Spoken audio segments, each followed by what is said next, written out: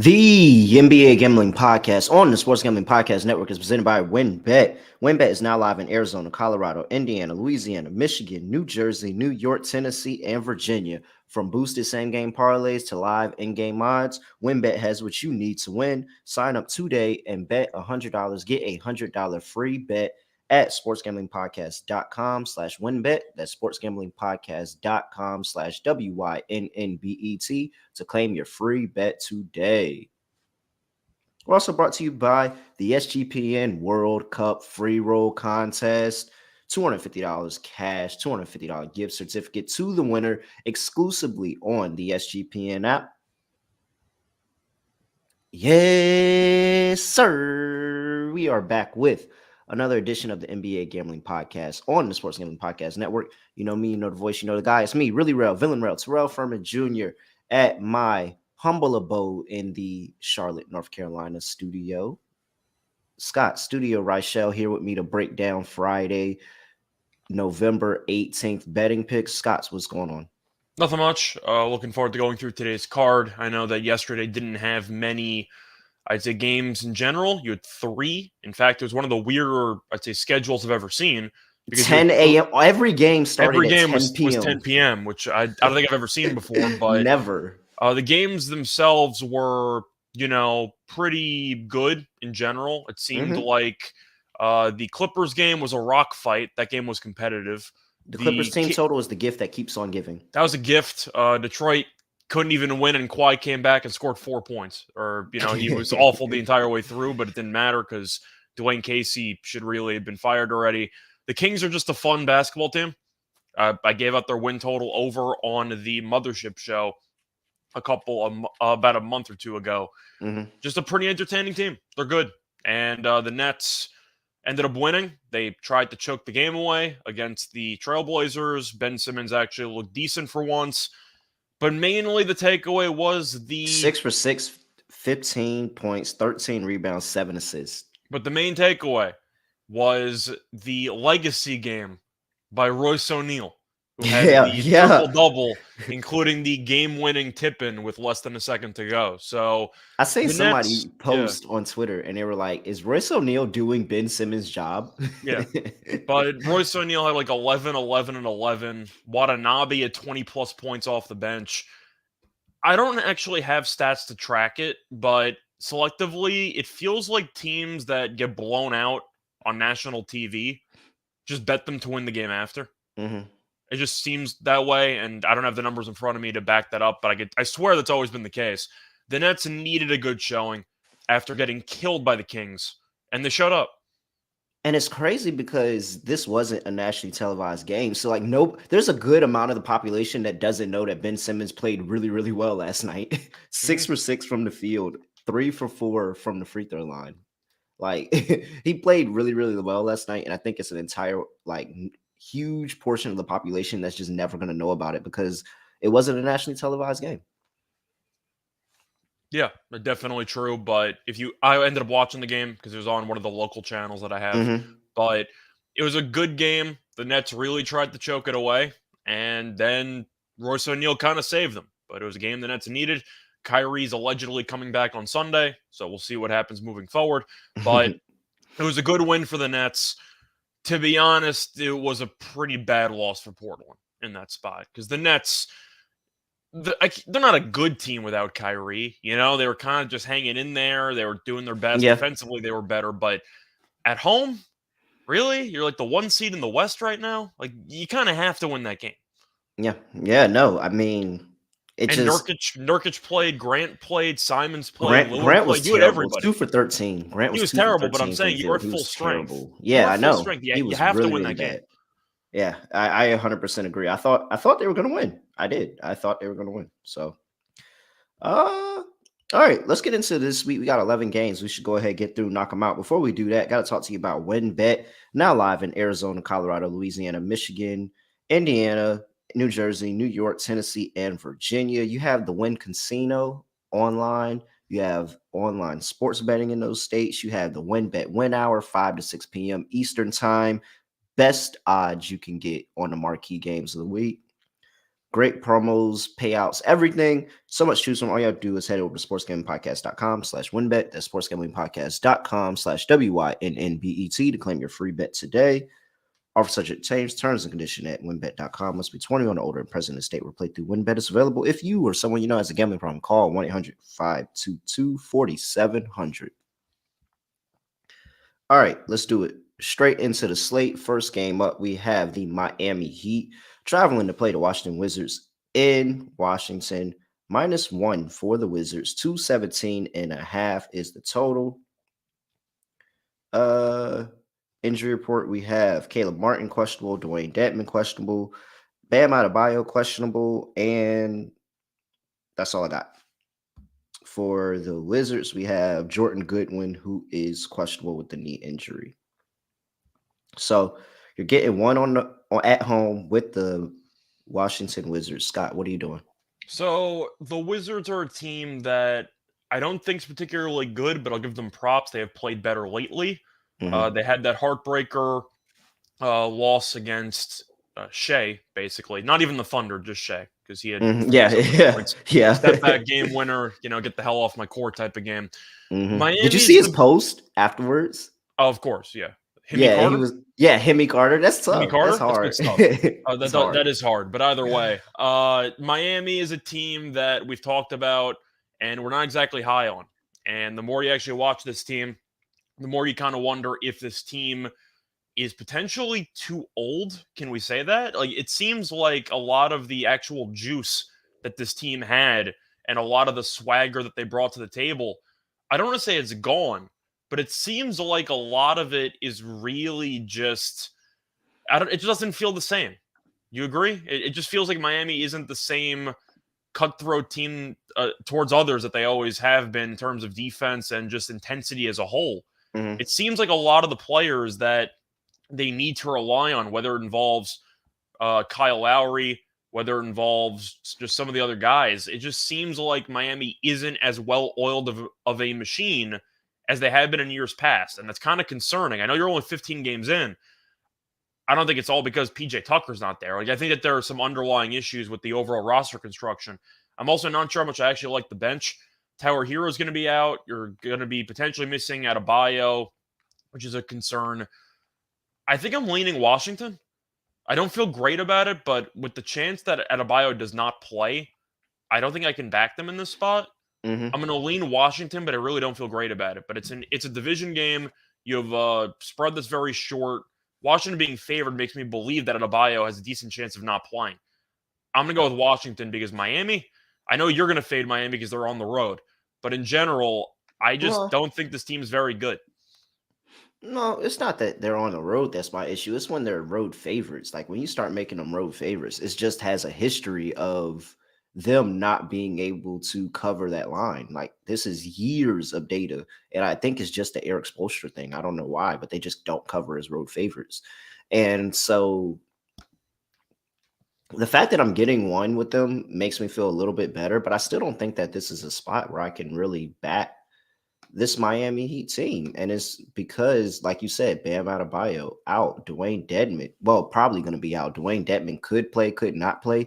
Either way, one or the other being out, you're really, really killing the depth they have at the big man position, especially when you're going against some strong rebounders on that Washington side of ball in Kristaps Porzingis, Kyle Kuzma, Rui Hachimura. Like, all those guys are really, I still really think dominant. Gafford should play more. I actually like Gafford as a player. Yeah, so still, it's so much depth. They have so many people they can go to. So, and you don't have that for this Miami Heat team. Last 5 games, this Washington team is doing pretty well offensively, 5th in the league. Well, no, tied for 3rd. They've been pretty good lately. Ever since Beal got his COVID, I can't call it a suspension, but ever since he had the COVID issue and he couldn't play, and see him when the supporting cast stepped up, then Beal came back, and the supporting cast has still been pretty good. But I don't know. This Washington team, I'm not exactly a fan of, but then you kind of watch them play recently. They have looked better this past week than in previous weeks, and it seems like they're kind of trending in the right direction. Yeah, it last feels like 5 Miami's, games. I was going to say, it feels like Miami's kind of just treading water, doesn't it? Yeah, a little bit on the especially on the defensive side of ball. And 43.4% from three is Washington in the last 5 games. So they're really like they're turned on the scoring, they're hitting the outside shots. And Let Miami's me had issues defensively guarding the three. Yeah, all season. Like it's been all season for them. So that I think that could be a fun little way that we play this, and maybe a Kyle Kuzma threes today. Just be able to space the floor a little bit more. He pulls somebody out of the paint and force them to guard him on the perimeter. Kyle Kuzma threes feels like it could be a pretty solid play, but Washington turned it on defensively last 5 games, 106 points per game. That's fifth in the NBA. Miami Heat all the way down at 12 for 112.2 points per game. So I expect to see a slower pace game in this one. I think Washington's going to defend, and I just don't think that a depleted Miami Heat team can cover everything Washington has. So I'm with the Wizards as well. Yeah, I feel like people are going to blindly bet Miami just based on the previous years and how Miami's been such a better franchise than Yeah. Washington in the past. Yet Washington's favored here. It seems a bit trappy to me. I really Hopefully, I just don't think regret that. Miami's. I was going to say, I just think Miami's really not great. And until they flip a switch, which I'm not sure they actually have at this point, Hmm. I'm going to lean to Washington because at least they flip something. They've looked a lot better. So I think they Hmm. could be a bit undervalued. All right. Total set at 217. Miami Heat, 4 of the last 5 have gone over, with the last game being the one that went under. And for the Washington Wizards, 3 of the last 5 have gone over. What are you doing here? I think I'm going to lean to the under in this one, which you touched upon. Miami Hmm. really does not play with much pace. And with Hero being out and maybe Adebayo being out, I don't really like their overall scoring depth. And Jimmy Butler, he's been good this year, but Hmm. he's been extremely passive at times, like too passive for a team that's missing a decent amount of players. You Hmm. kind of want Jimmy to go nuclear and have himself a 30-point game, 38 and 8. He really hasn't had many of those. And I do think if you're going to be looking at the supporting cast and having to rely on Struce to have a big game, or you're going to be relying on Kyle Lowry to play well, which truth is, I think Lowry's just well past his prime at this point because of the injuries. I don't really like the scoring depth for Miami, and they play relatively slow. I'm going to go with the under. I think that you're going to end up seeing a competitive game between two division teams that probably hate each other. Total has dropped from 218.5 to 217.5. I'm going to back the trend. I'm going to back the line movement here. I'm going to take the under. Yeah, I'm with it as well. I'm on the under, and 77% of the bets on the over, 88% of the money is on the under. 77% of the bets on the over, 88% of the money. Sharps are on the under. I like the under as well. Next game on the slate, we have the Milwaukee Bucks going to play the Philadelphia 76ers. -1.5 for the 76ers. 213.5 is the total. Going to an injury report, and we have looks like AJ Green, Pat Connaughton are out. Grayson Allen is probable. Drew Holiday is questionable. Wesley Matthews is out. And Furkan Korkmaz is out with the knee injury for the 76ers. I mean, let me just run through the last head-to-heads in the regular season between these two teams. Milwaukee Bucks have won 4 of the last 5, covered 4 of the last 5, with the one win being for the 76ers being a 123-120 win in Milwaukee uh, around Valentine's Day of last year. 3 of those 5 have gone over. I mean, it's pretty simple for me. Milwaukee just if I'm getting Drew Holiday, Milwaukee buries the 76ers all the time. I'm Like going to go, these are yeah. close. One of these is a blowout, but like all of these are relatively close. But Milwaukee finds a way to cover the line every single time. From a 118-109 win, Milwaukee covered the 7. They were plus a half. Milwaukee covered 118-116. They were +4. Milwaukee covered 90-88. And then the one game that where they were a large favorite, well, larger than the 7, was a 9, and they blew them out 132-94. Like they Milwaukee's been covering these games. As they win, they cover. And so I'm getting 1.5 again with Milwaukee Bucks against this 70. Like, why is this line always about the same where Milwaukee is either a really large favorite or a short dog? I'm taking Milwaukee. Yeah, I'm going to go with Milwaukee as well. It seems to me like you're looking at a spot where Philadelphia has Embiid, who just came off of an all-time great game. He Mm-hmm. basically had a borderline quad double with 50 plus points. It was an incredible game, but the issue is I still think the supporting cast is bad. And Philadelphia is a team that really doesn't have much scoring depth. Milwaukee has very good paint defense. They're arguably the best paint defense in the league with the likes of Giannis and Portis and Lopez in the middle. I really hate the 76ers supporting cast. I think it's really bad. And I think that with Harden being out, that definitely has left a massive hole and it's kind of showcased the blemishes in this roster, which is a lack of overall scoring depth. And with Milwaukee having, I don't want to say a great defense to stop Embiid, but at least they have the personnel to make Embiid really work for it. I like Milwaukee because I do think that Giannis can get points a lot more easily than Embiid can. And Giannis can really just be a one-man fast break. Embiid might take his time up and down the court. And that could result in a couple of easy transition points for Milwaukee. The Bucks, I just think, are the much better team. And I'm really not sure why Philly's favored in this spot. You could argue it's because maybe somebody knows something about Drew Holiday. Could be. But I know the first meeting was competitive this season. James Harden had a very good game. So I'm not sure if that actually matters. Or I think he had a pretty good game in that one. But either way, I do think you're going to be looking at a spot where Milwaukee is just the far better team. They're the much better coach team. They own the 76ers. Give me the Bucks. Yeah, man. I don't know. They just killed this team.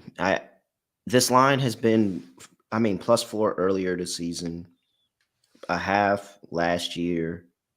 Like they're really giving the 76ers a lot of credit, when they're recently when they're playing this Bucks team. And I don't But see it. I also know in recent form though, like Philly had the massive game from Embiid, and yet it was a one possession game in the fourth quarter with like a minute to go against Utah. And Utah's kind of been falling apart, but we'll see what happens moving forward. But Yeah. it was really just a perfect matchup for Embiid because Utah has no centers at all. And Milwaukee is the opposite. Milwaukee can just throw a bunch of length at you to really make you Giannis, work. Bobby Portis, Lopez, they got a lot of Lopez. Yeah. guys, and they can make it Yeah. difficult for Embiid. And I'm looking at the first meeting, which Milwaukee won by 2 in Philly. Harden had 31, 8, and 9. And I was not in the lineup. Like, I think that Embiid, he's going to need to go nuclear if they want to win this game. And I think it's going to be a lot more difficult to just assume he's going to walk into 40 when Milwaukee is arguably the best paint defense in the league. All right. 213.5 is total. What was you doing? I'm on the under. It opened at 219. I meant to say Philly that. got a 50-plus point masterpiece and had a hard time cracking 100 against Utah. Like, this team needs Embiid to go nuts, and when that happens, the entire pace of the game is shot because Embiid has to take his time up and down the court. It's kind of like Luka with Dallas, where you have to run your offense around your best player, and that tends to support a slower pace of play. Philly needs to play as slowly as possible so Embiid can actually have time to operate in the isolation in the half court. The first meeting landed 178. I'm not going to overthink this. I like the under. I see a really, really underrated defensive struggle between these teams. I think I'm on the over. Okay. Just because I don't want to, it opened at 219. Now it's at 213. I think there's a little bit of, I would wait because I think it's going to continue to drop. So I would wait and then come in on the over because I do think that what the Milwaukee Bucks do really well is the fact that they can change the pace of however they play depending on their opponent. And so knowing that the 76ers play a lot better, well, Embiid plays a lot better at a slower pace. The 76ers as a whole play a lot better as a faster pace, but Embiid plays better as a slower pace. I think that it's going to be a lot of transition and Giannis trying to run the floor, get out, hit his shooters, go to the lane and do it himself. So I think that you're going to see a lot of transition points for the Bucks, and that's going to push this total a little bit higher than it probably should be. So I think that closing line value and coming in on the over is how I want to play it. Yeah, I've just seen Philly play too many times without Embiid, and I can tell you right now, that offense is a dream under team in my eyes because the pace is not there, the scoring depth is not there, and Milwaukee defensively is really, really good. So I'm gonna go with the under. All right. Next game on the slate, we have the Charlotte Hornets going to play the Cleveland Cavaliers in Cleveland, -9.5 for the Cleveland Cavaliers. 221 is the total. We have, it looks like LaMelo Ball is out with that ankle he re-aggravated in the last game. Did you see that, by the way? Yeah. Yeah. Just stepped on the guy on the Just stepped fan. on a guy sitting courtside. Guy didn't even Yep. move. He just stepped right on his foot. Yeah. I mean, I don't know. I don't know. This, That's it's rough, just, but yeah. he's And going to it's be the out for same probably a ankle. couple Like, it's weeks. the Yeah, same ankle. he's Like, out for a couple weeks. I don't see any way around yeah. it. Dennis Smith Jr. doubtful. Gordon Hayward doubtful. Mark Williams out. And for the Cavs, it looks like Jared Allen's questionable with an illness, and Dean Wade is still out with that knee injury. I mean, Cleveland's kind of fallen off a cliff here, but they've also faced off against some good teams. yeah, I think this is just a get right spot. I really wanted to find some type of way to back Charlotte because how good they've been on the road covering spreads and all of that. And But maybe they still we've seen do. them with LaMelo. They can't score. Yeah. And this Cleveland defense is really going to give it to him. And Jared Allen comes back. That's just going to make it even harder to score. I don't know. I think it's just as easy as just saying Cleveland minus 9.5. I'm riding chalk on that one. Yeah. For me, I do think that I have to go with the Cavs here. This team has been bad for the last week or two. I roasted them on the podcast for their late game execution, and they've been terrible late game ever since. They had the game against Golden State where they fell apart down the stretch. I think that was actually the show. I think I talked about it right after Mm-hmm. their Clippers game, and then the Golden State game happened, and they didn't make a field goal for the final 4 minutes, and it was kind of Mm-hmm. just perfect timing, and they kind of snowballed ever since. But I think it's a very good get right spot. This game reminds me of like the Minnesota game against Orlando a couple days ago, where I Mm-hmm. actually just leaned to Minnesota. And I'm looking at Orlando, and they're missing a couple people. Wendell Carter's out, and you're looking at the line going, why the hell is Minnesota laying like 8 points when they've lost a couple games in a row? And then you Yeah. look up, and they're up 25 halfway through the second quarter Yeah. because it just seemed like it was a good spot to just beat up on a bad team when you've underperformed against good teams. Mm-hmm. I still like this Cleveland roster. I still really love Garland and Mitchell as a combo. The only issue for me has been Cleveland's late game execution, and defensively, they should be better than they are. And they've kind of struggled against good teams. They should have put together a better performance against Milwaukee last time out. Milwaukee Mm-hmm. was missing some guys. There was close for a half, and they got absolutely smacked in the second half. But Charlotte, we've seen they're really not good, especially without LaMelo and Gordon Hayward. You can make an argument without those two players. They're arguably the worst offense in the league. They're going to have a really hard time scoring. And Cleveland Mm-hmm. has Mitchell and Garland. They're going to torch whoever's guarding them. I don't think it really matters. But I'm going to go with Cleveland too. They've been good at home, but they're on a losing streak. They have a cupcake opponent that they're definitely not going to be overlooking because they've lost this many games in a 5 row. straight. Yeah. That's what I'm saying. This is a game that you would normally potentially be, I'd say, not really focused on if you ended up beating Milwaukee hypothetically on the road. But since you've struggled after a hot start, this is a game where you really should just take it to them. I think Cleveland's up 15 halfway through the fourth quarter. The question is, can they hold on? Yeah. So I'm going to take Cleveland, and I'm going to lean to the under. I don't really feel great about the under, but Charlotte offensively is so bad without LaMelo and Hayward in the lineup. I'm going to trust what I've seen with my eyes. This team just can't shoot without him. I'm going to go with the under, and hopefully Rozier doesn't single-handedly kill me. Yeah, I mean, I'm on the same thing as you, and that's same sentiments there that Charlotte's struggling, and Cleveland doesn't feel like they have to run the score up on a lot of teams. Like they understand they play really good defense, and if their offense isn't there that night, they're okay with it because they know they're stout on the defensive end for the most part. But this is, yeah, easy as the Cavs are playing a bad team, they should bury them, and I'm on the under as well. All right, next game of the slate, we have the Oklahoma City Thunder going to play the Memphis Grizzlies in Memphis. -6 for the Grizzlies, 230.5 is the total. Injury report here.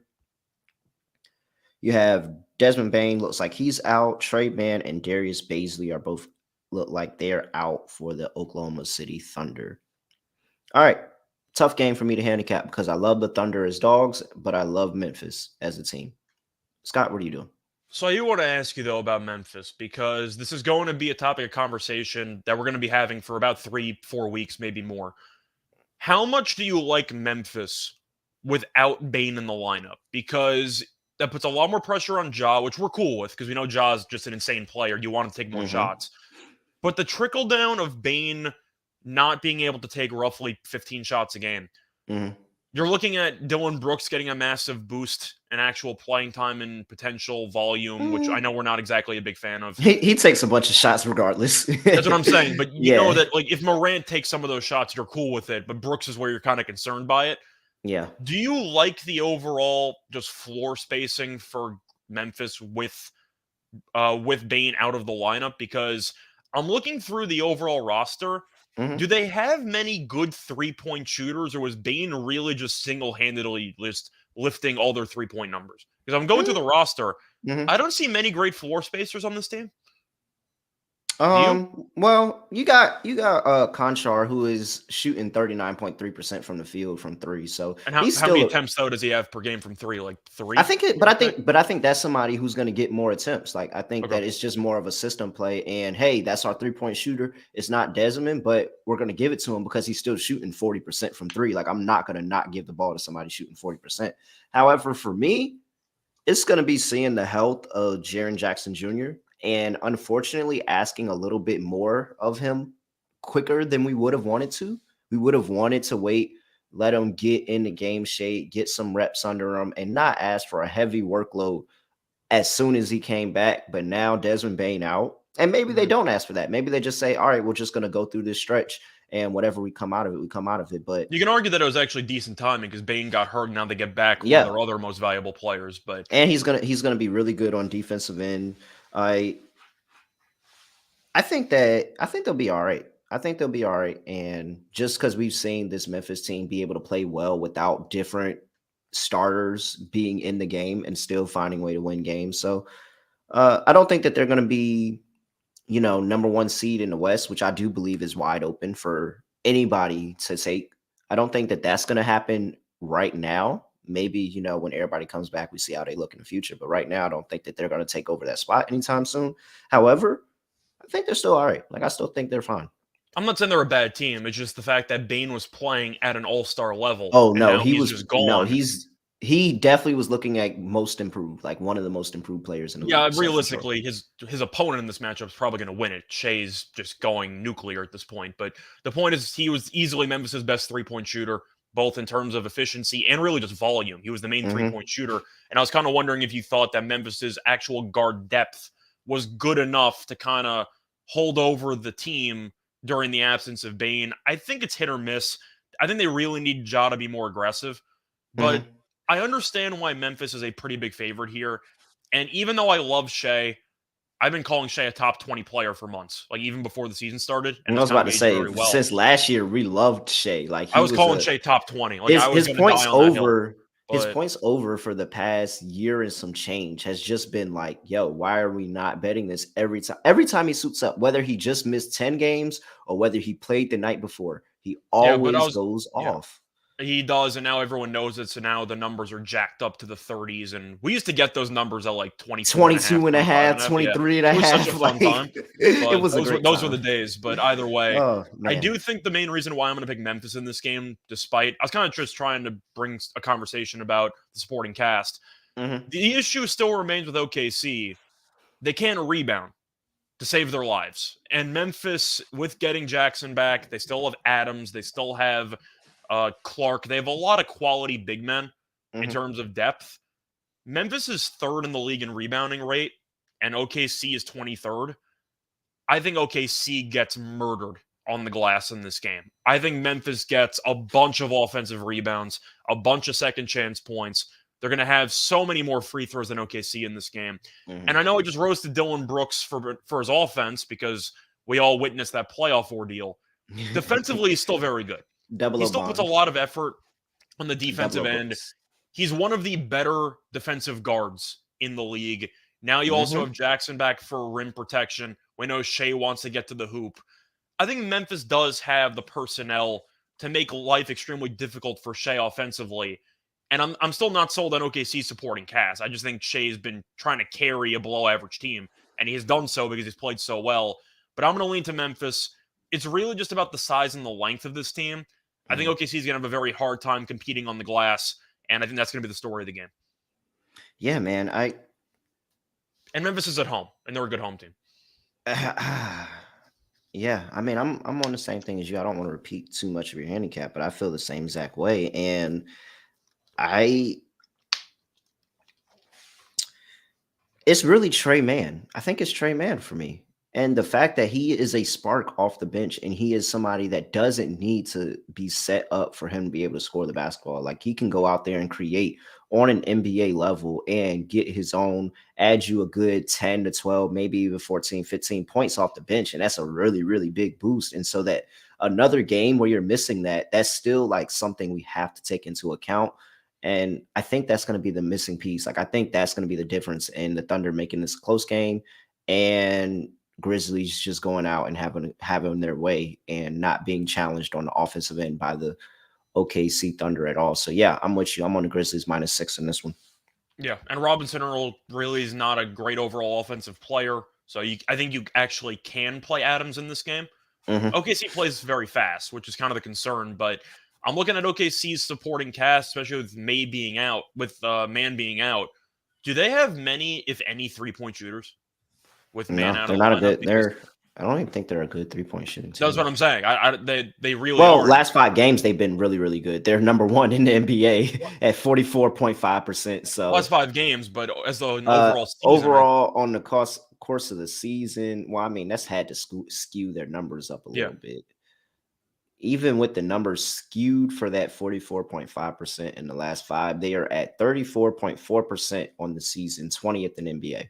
So my point is that I do think that since you don't exactly have to worry about chasing Pokashevsky around the 3-point line and Robinson Earl, I think that Adams can play a decent amount of minutes in this game. Mhm. And if he plays, he might walk into like 15 rebounds. Like nobody's even close in terms of physical strength to handle Adams. He's going to Mhm. feast in this game. Clark's athletic. They have so many guys at the center position that can really cause problems for OKC. Points in the paint is going to be the story. I think Memphis wins the points in the paint battle by like 25 to potentially 30. So I'm going to go with the Grizzlies here. I just think they have too much length on the interior. All right. Next game on this, well, total I'm going to lean set to the at over. 230. I'm Yeah, not I taking an mean, under with OKC. I mean that yeah, game. and Memphis has been pretty decent in scoring as well. So, all right. Next game on the slate, we have the Indiana Pacers traveling to play the Houston Rockets in Houston. The Pacers are laying 5 on the road. 236.5 is the total injury report that I see here. And we have Kevin Porter Jr., who is questionable for this game. And that's about it. Well, it's a huge deal because Houston isn't very good offensively to begin with, and he's their second best offensive player. Yeah, it is big, but can I lay 5 on the road with Indiana? Like, is that I think I'm gonna do it. am I, I can I get arrested for that? Is that no, against the law? as far as I know, it's legal, but like Okay. discouraged. Oh, Like it's highly frowned upon. discouraged. It's frowned upon in a couple countries or a Okay. couple of like cities, but Like Qatar. I think we'll let it slide. Yeah. Well, they actually changed their mind. Alcohol is now legal for the World Cup because you have sponsors that are paying like hundreds of millions of dollars. Oh, so So they changed it again? I believe they flipped it. Now they're allowing alcohol So they in. so they said that it was allowed. Then they said it wasn't allowed. Now it's allowed again. I'm assuming it's only allowed in the venues, and you can't actually like do it recreationally on your own time. But Mm, we'll see. I think the point is that they were sponsored, so they had that's to like have hilarious. vendors do it. Because But Budweiser is like one of the biggest yeah, sponsors of the World it's an Cup. absolute circus over there. But we'll see what happens. You know. Oh man. But All right. to go back to the game itself, I did watch Indiana play against Charlotte, and I still love Halliburton. Guy's Mhm, amazing. I mean, there's no way around it. Buddy Hield's been really good this year. But shout out to Miles Turner, mhm. who is still there for some reason, but he's really exactly what Indiana needed. He Yeah, gives them a paint. they haven't gotten a good deal for him. That I has to guess be what it not. is. 3 years waiting. They're waiting for the great deal there. The expiration date might have passed like It's last definitely been multiple January. But years that they've been trying to get rid of Miles Turner to the point where he's actually portraying why the Lakers should trade for him on a podcast. Like that's ridiculous. pretty much. But ever since he came back to the lineup, Really, really Indiana's good. been they've been much better defensively because Miles Turner can punt any shot he wants. I think he could easily guard Şengün. Şengün is a player that I really like, but Turner Mhm, has the athleticism and the overall length to really make it difficult for Şengün's under the basket style of play to really work. Because Turner mhm, can wait on a bunch of these post moves and just try to punt it into the fifth row. So I think that Şengün might have issues, but Indiana's looked like a pretty decent team this season. That Mathurin, who I love, and I'm looking at the supporting cast for Houston. This team's awful. And the only reason why I picked them, or we picked them, I should say, to beat Dallas was because we thought Dallas would overlook them, and we thought that Houston would do enough in order to actually get the job done. Don't get confused. They didn't look good in the game. They just ended up beating a Dallas team that was missing Luka. We were fortunate on that, but even that wasn't easy. I'm going to go with the Pacers. This team has been playing good basketball. I like what I've seen. I don't think Houston has anything going for them. The only argument is they've played 4 home games and 11 road games. So they've had a hard schedule up to this point. But I'm going to go with Indiana. I think they're a better functioning team right now. And with Porter Jr. being out, this team's got nothing offensively besides Jalen Green. So I'll ladder the Green points, I guess, if that's 100%. Porter can't play. But I'm going to go with Indiana. I just think they have too many weapons at this point. Yeah, I'm going to just back Houston to keep it close. Okay. I maybe Indiana gets some win, but I'm gonna back Houston and keep it close. And it's really because of Jalen Green. Indiana this season versus the shooting guard position are allowing 24.7 points per game. That is 4th worst in the NBA. Jalen Green, this seems like the opportunity for him to just go absolutely nuclear. I don't think it's anybody on the Pacers side that can really stop him when he gets in that mode. It's just, how consistent can he be? He's had these really big games, but he's also had games where he's just not shown up. I'm hoping at home, you're a pretty large underdog at this point. I just don't feel comfortable laying 5 with the Pacers. I like the Pacers as dogs. And I think that the Rockets, this is a pretty good home spot. Even if Kevin Porter Jr. doesn't play in this game, I think I trust Jalen Green and just some of the other pieces for the Rockets to be able to step up. Maybe we get one of the very, very rare Jabari Smith games in this season, but I think that the Rockets do have options. They just got to be able to attack the perimeter of that Pacers defense and not the interior where Miles Turner is just hanging out around. So, yeah, I'll take the Rockets here. I've just seen them play. I think this team stinks. But, Indiana's been fun. They're a fun team. 236.5. So I saw their game against Charlotte. I watched it. I sweated out a LaMelo assist prop and lost. But I ended up watching the game. The first quarter was a rock fight. And the game still went over. The game had a similar total. That total flew. It found a way over barely. I do think if you're looking at a spot for both teams offensively to get going, this probably would be it. But with Porter Jr. potentially being out, can I really take an over? I don't think Houston offensively is that good. The pace has been better lately. But I'm not a big fan of Kevin Porter in general. I think he's a good stats guy. I'm not sure if he's actually a winning basketball player. But if he's one of your only guys in the entire roster that can actually create off the dribble and you might not play, I kind of have to lean to the under, don't I? I think they have a lot of guys that can create low key.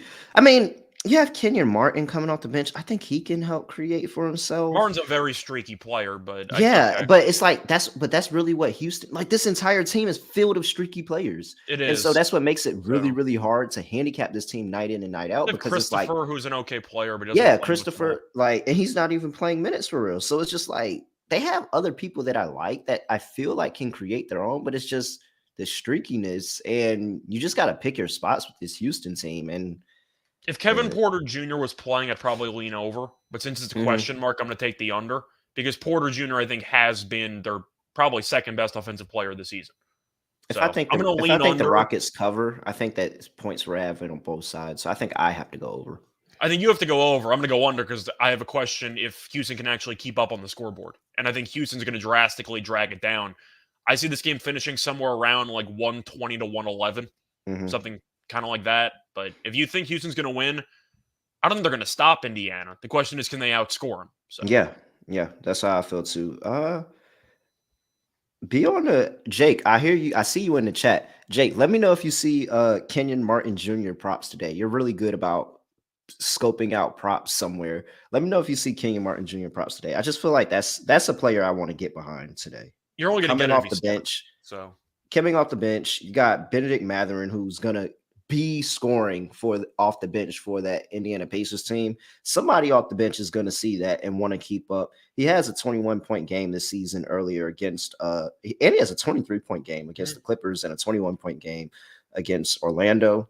Yeah, I think I like this spot, and I think that Kenyon Martin Jr. can have a really good game if even if Kevin Porter Jr. is not out, I think he still can have a really nice game here. I'm trying to see if there are odds for it, but occasionally you'll see books give out like leading point score of the day, Yeah. like something like Mm-hmm. that. Mm-hmm.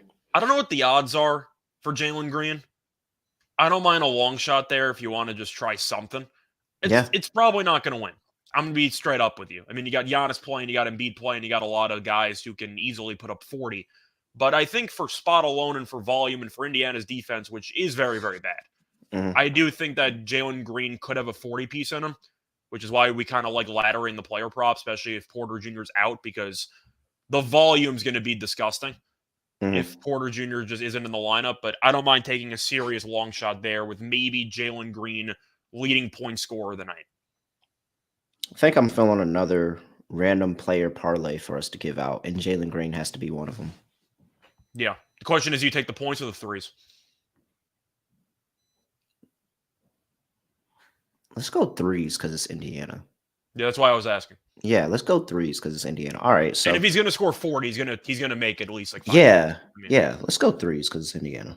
All right, next game on the slate, we have the Orlando Magic going to play the Chicago Bulls. -9 for the Bulls. 221.5 is the total. Let's see here what everybody wants to know. Paolo Banchero. It says he's out, so I see that yeah. he's out right here. I Jonathan see out. Isaac hasn't played in forever. He's out, so Wendell Carter is a probable. probable, and Yeah. Gary Harris is probable. Forgot that guy existed. Okay, Whereas nice. Patrick Williams and Kobe White are both questionable with ankle and quad injuries, respectively. Huh, man, 9 with Orlando. It just what is Orlando ATS this year? I feel like they've been covering a lot. Like I just feel like they've been I covering a want lot to say they're recently. very, very good at home, but they're not great on the road covering. But they've been a bad team that's a bit feisty. So All right, let's see here. At home, the Orlando Magic are where they at? 6-3 ATS. That is good for fourth best in the NBA right now. what are they on the road? On the road, they are. Well, that can't be good. No way. That's not real. They're 0-6 This is straight not up on the road, so that's why I'm 5 asking. and 1 was what I have. And they're 0-6 That is straight not up. real. That They're is not terrible on real. the road. They have not. There's no way they have not covered a single game on the road this season. Let me That's just look Lakers at bad. let me just That look is at their Lakers road bad. games. Well, right now it's Warriors bad, but let me just pull it up. So looking at No, the because the road Warriors games, at least have covered a game. they did. Yeah, the Warriors have covered a game on the road. There's no game on the road. I don't that even the remember Magic them covering a game on the road. I'm Okay, trying to think off the top of my head. I can't. Remember, I figured they'd be favored in every road game. Yeah, they've Okay, covered one but of them games. either way, I'm going to read it off. The order of road games: played the Thunder, lost by 8; played the Mavericks, lost by 9; played the Cavs, lost by 11; played the Knicks, lost by 13; played the Hawks, lost by 10. Now, Orlando did have a bunch of home games in a row. They played actually 7 straight home games, and now they're traveling on the road again for the first time in basically 3-4 weeks. Having said that, Chicago kind of stinks right now. So even though Orlando is a god-awful road team, and even though they're 0-5 and 1 ATS on the road, I think I'm actually going to lean to Orlando. I don't feel great about it at all, but Chicago's a team we were down on during the offseason. We just thought that with Lonzo missing a bunch of time, potentially the entire season, we weren't exactly sold on the supporting cast. Nope. I do think Orlando has the size to definitely battle with Vucevic and potentially win the battle on the glass. They're a bad team, but there's no way I'm laying 8.5 or 9 with the Chicago team that we really don't like right now, and it's really not playing good basketball. I'm going to lean Orlando, but if you don't want to bet it, I understand. It's really just simple. Do you want to lay 8.5 with this current Chicago team? It's really the Chicago question. is 1-4 last 5 ATS. Good competition. The only win being against the Raptors at home, where we called that. And we called that by 11 plus because they just played the night before and they got Zach LaVine back that game. After that, lost at home to New Orleans, 115-111 as a 2-point dog at home versus the Nuggets, 126-103, and a 1.5 point dog at New Orleans, 124-110. Now, the difference is those three teams are actually probably playoff teams in the West. Yeah, Well, that's not why I three brought it teams, up. but It's those it's, two it's tough. teams are probably Yeah. playoff teams in the West. Mm.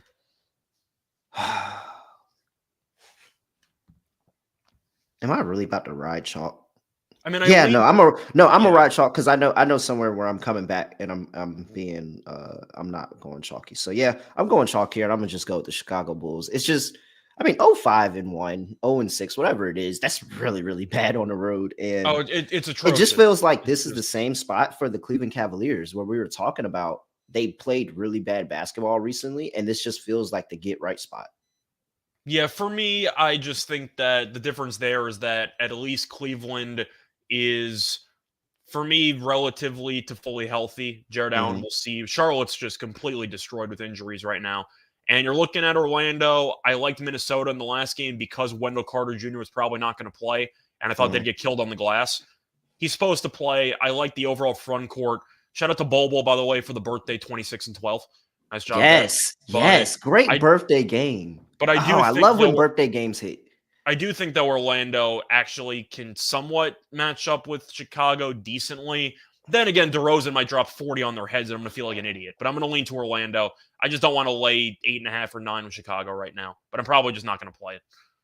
Yeah, I feel pretty decent about laying this number with Chicago. I feel I'm pretty just not going to decent about touch it, but I don't mind it as a super duper long shot of like, whatever.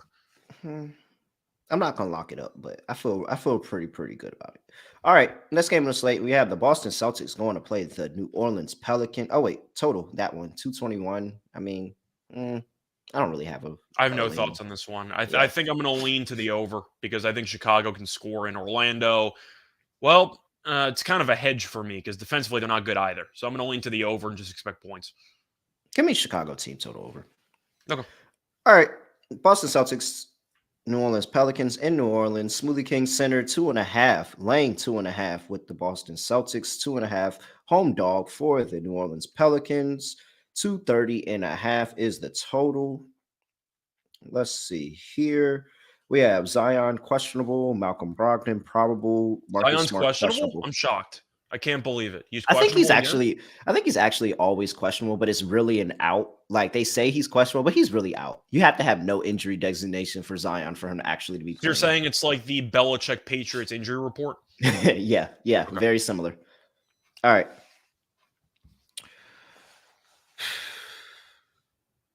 Both teams have been good lately, but They Boston's been have. just They've been really good. Boston's been scoring the hell out Boston's of so damn good, basketball, man. dog. Boston's incredible.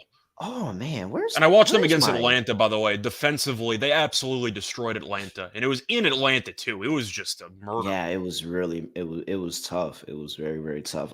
Boston, last 5 games, it's 125.6 points per game. The only reason that they're not first is because the Kings and the Thunder are both averaging 130.4. Yeah. So they've been crazy scoring the basketball recently. The Pelicans, not no slouch themselves, and they've been getting really, really good contribution from their bench. Jose Alvarado's been finding ways to score the basketball. Trey Murphy's been finding ways to score the basketball, especially from deep, being able to spread the floor. Where I feel comfortable even if Zion's out because Trey Murphy has been playing so well. Like he's been able to stretch the floor, shoot the three ball effectively, get to the rim when he needs to. Uh, Man, I this line is perfect. I will say this. This line is perfect because the Boston Celtics do deserve the respect of being road favorites against this Pelicans team. But this Pelicans team ain't no slouch, and I think this is going to be a really close game. I'll take 2.5. I think I'm going to take Boston. I like this Pelicans team. I have an off-season ticket, which I don't feel great about Willie Green to win Coach of the Year. I don't think that's going to happen. But still, point is they've been playing better lately, but Boston is just a machine right now. Yeah, they're And really good. They're really good. that's going to segue me into actually a future bet that I like. So kind of just a bonus play here. Will Hardy's the favorite to win Coach of the Year right now at plus 500. Makes sense. Utah has been leaking oil, though, so I kind of wonder if this team is going to really fall apart. And I wonder how good Utah actually needs to be in order for him to win the award. Joe Mazzulla is the second favorite at around 7-1. This Boston team might win 60 games. And Robert Williams isn't even playing. This team is actually nuts. If you've watched how they've played, Tatum's one of the MVP favorites. Jaylen Brown's been very good. But the narrative is there because Udoka had to get suspended. The narrative is perfect for an interim quote-unquote coach to just show up and they win 60 games. But Mazzulla at 7-1 to win Coach of the Year, I really like it because this team, realistically, as a floor, they should win 50-plus games. This team is absolutely just stacked right now. And I think Mazzulla at 7-1, Utah we've seen kind of start to fall apart. We've seen some cracks in the armor. I think that over the course of the season, I don't think they're going to make the playoffs. I think they could be a play-in team. I don't think that's good enough for them to actually give him the award. Do you think that if a last-second replacement head coach wins 50-something games and they're the 1 seed, doesn't he just walk into the award, narratively speaking? Yeah, I mean, you would have to have something like for Will Hardy to, because he's going to be in the conversation regardless. Like if Utah ends for up Will as a Hardy 7 to seed, top that, he has to have the 1 seed. He has to also have the 1 seed and take a team that everybody thought was tanking and make them the 1 seed. I was going to say, what exactly is the floor for Hardy, though, in Utah? Like, if Utah ends up as the 7 seed and they make it into the actual playoffs, is that good enough?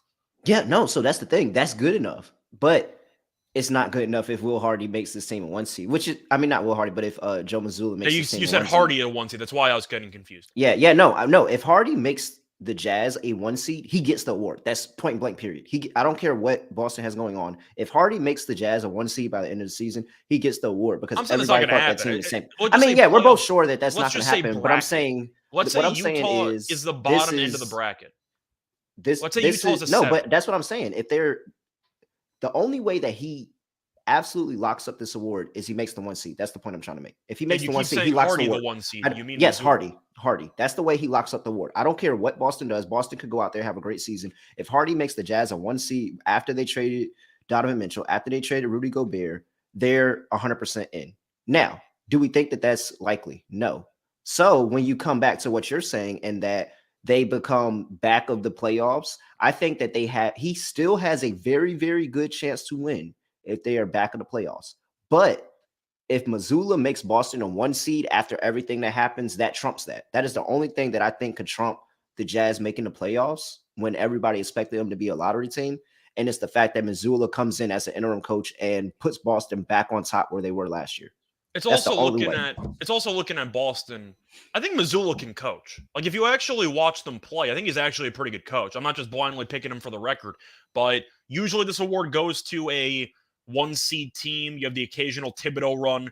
Some team that wasn't expected to do much. You have to have the adjustment from last year to this year.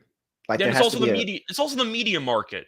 Nobody cares about Utah. Like, they're a fun story, but Boston is a team that made the finals last year. They had to get rid of their coach, and now their interim, who was hired at the last minute, is potentially going to lead them to 55, 60 wins. I think 7-1's a bargain. It will definitely be below 3-1 at some point this season. This team is too good to not potentially win 55 to 60. And once again, Robert Williams hasn't played yet. Yeah, I mean, my only combat to that and why I have Hardy first, and this is not because I'm annoyed with the Boston Celtics as an organization, but it's the fact that this team won 52 games last year. So all you can say is that, oh, well, it really wasn't Udoka. Like, it was just, this is a good team. Like, this is just a good team. And whereas you have a team that traded both of their star players away and still find a way to be top half of the West right now and potentially a playoff team. That's why I feel like Will Hardy deservedly is in the lead. And the only thing that could, in my opinion, cut him out of it is Boston winning 60 games. Oh, no, I think Hardy should 100% be the favorite right now. But my point is, since Utah has really struggled for the past week or so, it seems like there's a chance this team really might just potentially fall off a cliff. And if that happens, then Mazzulla might be running borderline unopposed. That's what I don't agree. I don't think it's unopposed just because of the fact that, again, Boston was a 52-win team last year. I'm just trying to think of the other candidates besides Hardy. I mean, you're going down the actual line here. I don't want to spend that much time because it's still early in the year, but I'm looking at the odds here. Chauncey's at 8-1. You can make a case. Bickerstaff, I don't think he's going to get it. This team in late games is just not good enough in my eyes. But I really think Boston could win 60 games. Like, this team is really, really good. Chauncey, you can make a case for me, it's but after Hardy is Chauncey. It's for me and how I have it. I have Hardy, Chauncey, and then Missoula. And it's just because the fact that, and it's not no fault to Missoula. He got a good team. That's not like I'm not faulting him for that. oh no, Chauncey's But been great. Portland's been very good this year. Like, I yeah, get it. It's just I think the media market helps because Boston is a big media market, and those other two yeah, places I you agree. mentioned are I not. agree. Just saying 7-1, those odds will definitely not be there in like a week or two. That's all I'm saying. All right. We got to keep going though. You're on Boston. I'm on New Orleans. I assume we're both on the over 230.5 here. Yeah, I'm taking the over. All right. Yeah, take everybody's props. Take everybody's props. Yeah. All right, next game on the slate, we have the Denver Nuggets and the Dallas Mavericks. In Dallas, Mavericks are laying 9. 215.5 is the total for the Nuggets here. Jokic is out, COVID protocols. Aaron Gordon is questionable with an illness. Jamal Murray is out as well with COVID protocols. Ish Smith is doubtful with the calf injury. You have Reggie Bullock on the Dallas side, questionable with the neck injury. Probable is JaVale McGee with the neck injury, and Maxi Kleber is out. So this is where we just have fun. You close your eyes. Don't even think about it. Just close your eyes. Bet Denver +9. Just do it. I don't trust the Mavericks to cover this spread at all. My favorite play is the under. I just see a rock fight in this game. I watched that Denver Knicks game. I saw them choke away that huge lead in the fourth quarter. I don't think the Nuggets look good, and you're missing a 2-time MVP. Dallas offensively without Luka was also really bad, but that's expected because Luka's a 40-point triple-double machine. Luka should do whatever he wants in this game, and that's kind of the concern, but the pace alone should be so slow, I don't think it's actually going to matter. I think I'd probably lean Dallas, but once again, I'm not going to bet the spread. I've roasted Dallas all year long. I'm not going to lay 9. 215.5 is crazy. Because even without, with Jokic being out of the lineup and you watch the game against the Knicks, I'm assuming you did. That was a rock fight. The game was an absolute war, physically speaking. Like, there was no pace to the game. Yeah. And Dallas is definitely not going to let you get any pace in the game. I'm on the under because I really just don't see enough possessions. No, yeah, I'm on the under, and because the under, I think that the Nuggets keep it close, and I think that they're in this game, and the Mavericks are going to have to try to pull away a little bit later, and this just feels like a very, very good spot for Bones Highland to come out, have a really, really good game, keep them in it. They have the outside shooting, and Bruce Brown has come in relief, been really, really good when he's come in for players. You could have a Michael Porter Jr. go off game. Like, they still have a bunch of options on the offensive side of the ball that makes me feel comfortable. And I don't think that they're going to be consistently able to put up points for every single quarter, but I think that they're going to be in this game. I truly do think they're going to be in this game. I'm taking the Denver Nuggets +9. Like, this just feels like an ultimate Mavericks just fumble what everybody thinks is an easy cover. I'm on the Nuggets here. And matter of fact, I still can't believe the totals. Sprinkle on that +310 money line. Really? Okay. Yeah, sprinkle on that money line because we've seen it too many times. Too many times that star players have been out for a team and the other team has just strictly overlooked them, let them hang around the game too much. If I think that they let the Nuggets hang around the game, I'm damn sure going to have a little bit on a +310 money line. So, yeah, I love the Nuggets +9. Give me a little sprinkle on that +310. I just love the under. I can't believe this total's in the mid-210s. I think that's crazy. Yeah. All right. Anything else? Denver team total under. I know you think that they're going to cover, but I don't think they're reaching 100 points. Like, I don't think they're going to potentially come close to reaching 100 points. I think they're going to finish somewhere in the low 90s. I'd take Dallas team total under just because they're like the under in everything. Bump. Yeah, I'm just saying, everything. like, I don't think Denver has the weapons to actually get over 100 when the pace is going to be so slow. So I like everything under related in this game. All right. Next game on the slate, we have the Phoenix Suns going to play the Utah Jazz in Utah. -2 for the Suns. 228.5 is the total. Injury report here, and we have Chris Paul questionable, Landry Shamet is out, and Rudy Gay is questionable.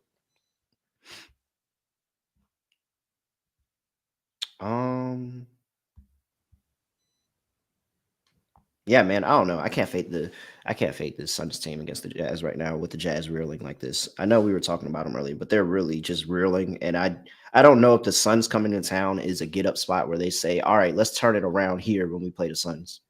Yeah, for me, I have to go with Phoenix here. Even with Chris Paul missing time, it hasn't mattered.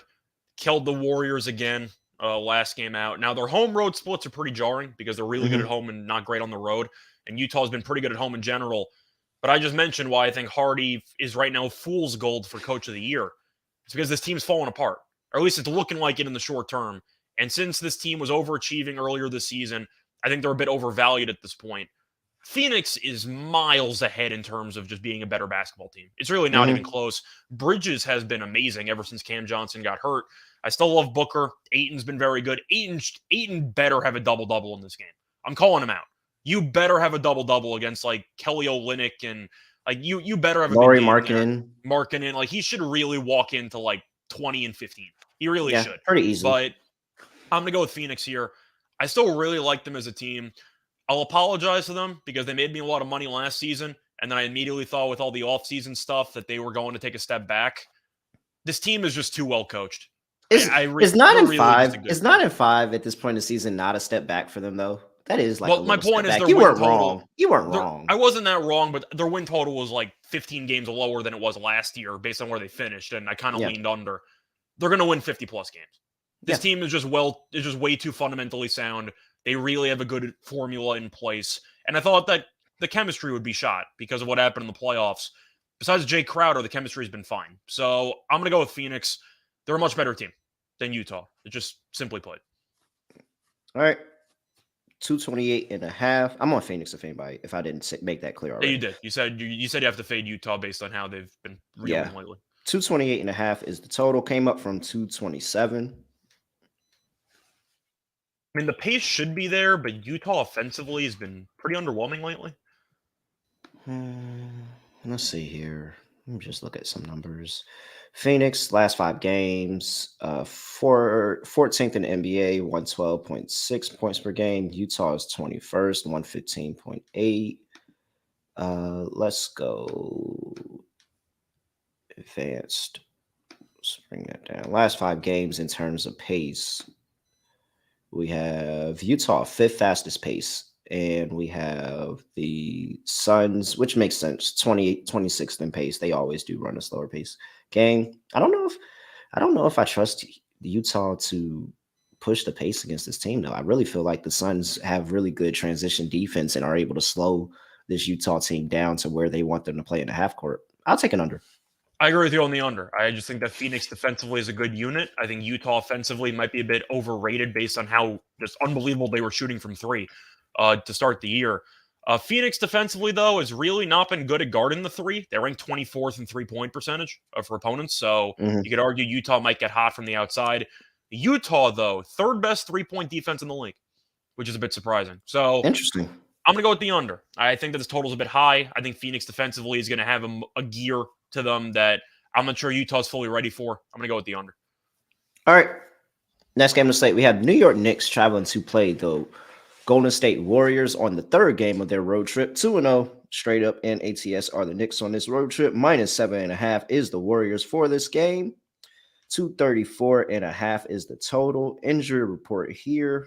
And we have Mitchell Robinson is doubtful for this game. Jonathan Kuminga is questionable. That might be addition by subtraction at this point. I think they were going to play him anyway.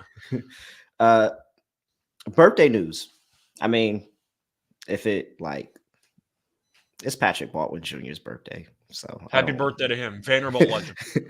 yeah. But was he Vanderbilt? No, Patrick Baldwin Jr. is Wait, was he Valpo? Milwaukee? Oh, so my bad. I'm thinking of the other. He played for his dad. Yeah, you're right. He was the one who was supposed to be a first-round pick, and he was awful, and then he ended up going. Yeah, there was another Baldwin in the NBA from like a while ago who was randomly like. If he played for a Power 5 school, like a better school, he would have been like easily a lottery pick. But he went to go play for his dad in Milwaukee, and that team was just absolutely terrible outside of him. And I think he ended up like getting hurt and not finishing playing. So whatever. Yeah, I was thinking of Wade Baldwin the fourth, who's now actually playing in Israel. So my bad. That's another Baldwin. My bad. Okay, my bad. All right. 7.5 with the Warriors at home against the Knicks. I mean, I don't know. I just can't. I said this and I've been saying it for a long time. The Knicks always play well when they go West Coast. Like, if they don't cover the game, they're probably in position to cover for Against majority Golden of the State, game. they're usually pretty good. Yeah, but normally they're like in position to cover majority of the games on the West Coast, and the games they don't actually cover is the fourth quarter meltdowns that they have under Thibodeau. Uh, they play well. I think they match up size wise really, really good with Golden State. They should, have a fun with Looney under the rim and Draymond being able to grab a bunch of boards between Sims, Randall, and I don't know. I don't know about Golden State. I just feel like Steph is going to go off, honestly. Like, I know that's a very easy handicap, but it just feels like Steph go off, and that's probably the reason they win the game. I don't know if I trust them to cover. Give me the 7.5 with the Knicks, who are really, really good when they go West Coast. Yeah, the only thing that's kind of concerning for me about the Warriors in the spots, the fact that I still don't really like Klay Thompson right now, and I've gone on record a bunch talking about how he should maybe come off the bench. At some point, they're going to have to do it because Poole on the bench right now is not working. Klay in the starting lineup's not working. I think they got to try. And I do think Golden State, the only concern for the Knicks here is that Golden State's still really good at home. They're just useless on the road. I think I'm going to lean to the Knicks, though. A lot of resolve in that Denver win. They looked awful, but they ended up rallying from double digits down in altitude in the second of a back-to-back. That's a very nice win. I know I'll go ahead and do it. I'll do it here because I haven't done it yet. I will take back what I said about Jalen Brunson. I will take back. He has actually been a very solid piece for New York. And I thought when he came here, he was just going to be a score, and try to score. And whenever the Knicks get point guards that try to be score, they end up shooting a terrible percentage, not getting anybody else involved, and ultimately end up getting regulated to the bench. However, Jalen Brunson has come there, found a way to be able to not only score the basketball pretty efficiently, but get his teammates involved. And so I can 100% admit that I was wrong about Jalen Brunson. I would probably take all those initial feelings that you now have kind of just all over the place since Brunson is on your cool list now. Are you just going to apply them all to RJ Barrett right now? He's been really bad. He has, but RJ always has stretches. He always has stretches in the season. I know. It's why I don't think he's very good. It's why Knicks fans swear by him. I think he's basketball as Amari Cooper. I think he's a very streaky, mediocre guard in the NBA. It's kind of what I see. But, we'll see. Either way, I'm going to go with the Knicks here. I'm not laying 7.5 with the Warriors. But the Knicks, as you said, they're a pretty good West Coast team for whatever reason. And they survived one of the worst spots you can possibly imagine. Denver on a back-to-back in altitude. And they came from behind. I'm telling you, you have to watch. You got to watch the Knicks when they go West Coast. Like, I know the numbers don't support it all the time because there is a number of games that they just go there and do not cover. But when you watch the games, it just seems like they're so more invigorated when they go West Coast. It really does. Yeah, the Knicks have won 3 of the last 5. All of those games were decided by 8 or less points. The Knicks did not lose by 9 or more in any of those games. So, all right, 234.5. I'm on the under. Oh, you're on under. I'm not going to take an over here. I think this number is a bit too high. If I think the Knicks are going to actually compete, I think defensively they have to show something in this game, because once the crowd gets into it and once you let Curry go, Curry scored 50 and they still had a hard time scoring. And I get that the Knicks defense is a lot worse than Phoenix's. I'm hoping the fourth quarter Thibodeau snail's pace just kills the entire over in this game. A lot of isolation. Everyone's standing around watching Brunson and Randall do their thing for 20-something seconds. I'm hoping the fourth quarter, in the words of my co-host, one bad quarter and your over is dead. So I'm going to go with the under. Because I do think the fourth quarter is going to really be ugly. Just give me the under. I've seen Thibodeau's offense late in games. It's going to kill the pace in this game. All right. If anybody over the course of the day finds a Patrick Ballard Jr. prop, I will bet it. I don't think you'll find one, but if you find it, whatever it may be. If he doesn't play, get your money back. Yeah, whatever it may be. If you find some book that is crazy enough to give you a prop on Patrick Baldwin Jr., then I will 100% bet it on his birthday. So just at me at really real underscore on Instagram, Discord, sg.pn/Discord, at me there. I will bet his prop if you find it. The All odds of right. anybody finding a prop on Baldwin, by the way, at least like plus 1,000. Yeah. Like at At the very, least plus I will 1,000. actually bet. I will bet that nobody finds a prop on Patrick. The no is going to be minus 2,500. So you're not going to find a prop on him, but still. All right. Last game of the slate. The Detroit Pistons are on the road to play the Los Angeles Lakers. -7 for the Lakers. Pistons just played last night, lost to the Clippers. We have 226 for the total injuries, and we got Cade Cunningham still out, Isaiah Stewart still out, and for the Lakers, JTA's questionable with a back. AD, Thomas Bryant, both probable. Actually, no, they said Thomas Bryant and Dennis Smith Jr. Not Dennis Smith Jr. Jesus Christ, Dennis Schroeder. They are both supposed to make their Lakers debut this season. This season today. And LeBron James is questionable, but he's probably going to play. Also, birthday news. It is also Jalen Durant's birthday. Okay. So happy birthday, Jalen Durant. I actually could get behind that. I could get behind that. So, and there'll probably be props out for him. So I can get behind that. But I'm on the Lakers in this game. 7 for the Lakers. Yeah, that's really what I was about to ask you. Are you laying? I hate the Lakers with a passion, just based on the roster. I think this team stinks. Detroit's actual garbage, and it's a shame.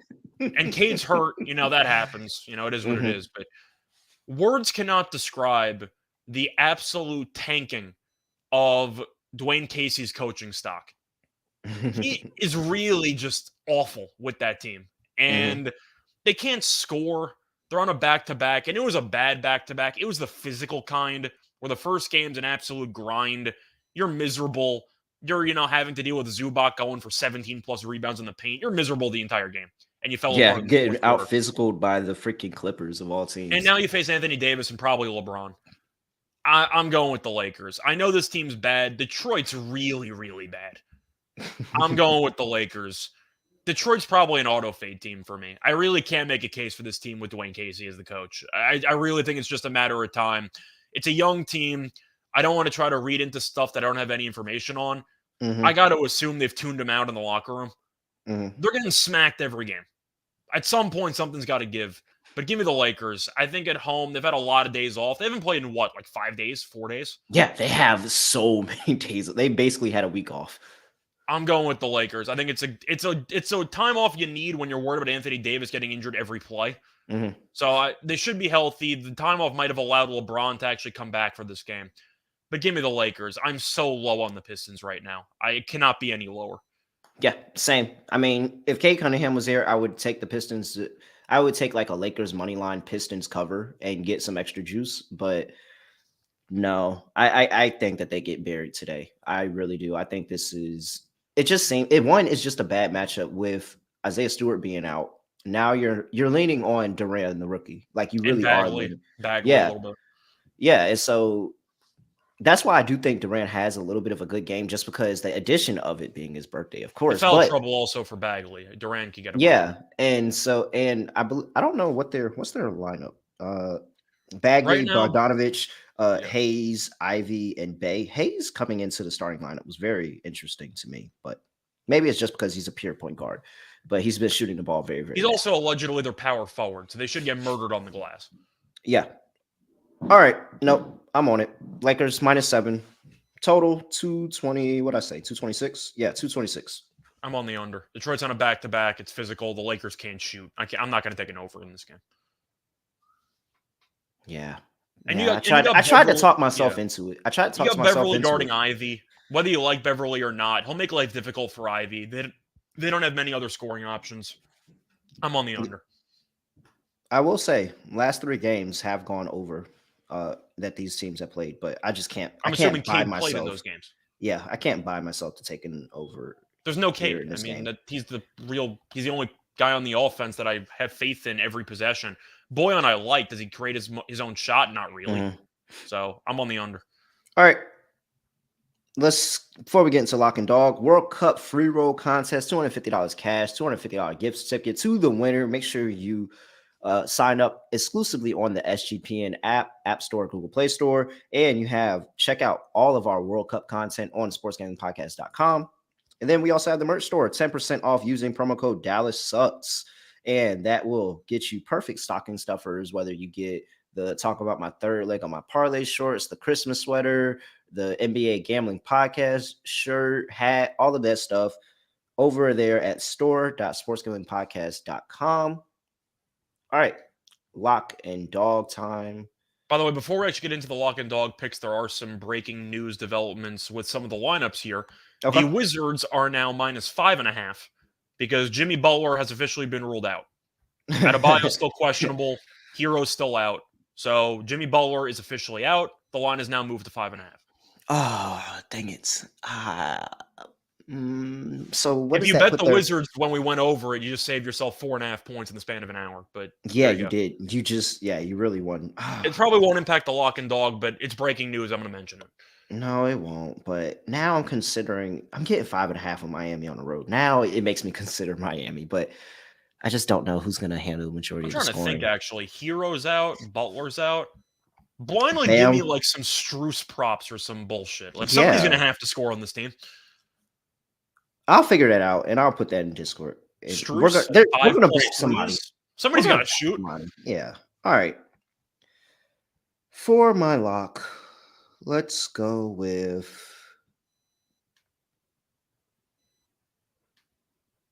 Milwaukee plus 9.5. Yeah, Milwaukee plus 1.5. Okay. They're gonna they have this team's number. Like they have this team's number and potentially could be at full strength. I'll take my chances. Plus 1.5 for Milwaukee for my dog.